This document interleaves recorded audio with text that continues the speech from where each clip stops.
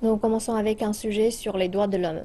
Les membres de la Commission de l'ONU sur les droits de l'homme au Soudan du Sud ont déclaré que les violations des droits de l'homme dans le pays étaient en hausse. La commission qui se trouve au Soudan du Sud depuis 10 jours a appelé à des sanctions ciblées et à un embargo sur les armes à l'encontre du plus jeune pays du monde. Il s'agit de la seconde visite des membres de la commission de l'ONU sur les droits de l'homme au Soudan du Sud depuis le début des violences en juillet à Djouba.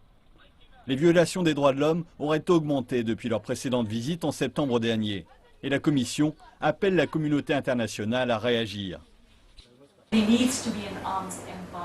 Il faut un embargo sur les armes, il faut des sanctions ciblées et surtout il faut la fin de l'impunité qui est devenue endémique dans le pays ces dernières années.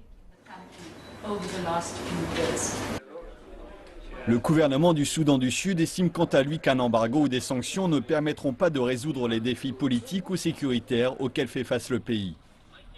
La position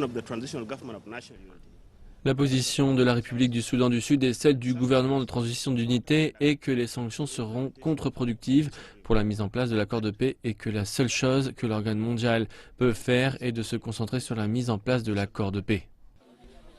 La Commission exhorte l'Union africaine à mettre en place un comité pour rassembler des preuves qui pourraient être utilisées dans les éventuelles enquêtes futures.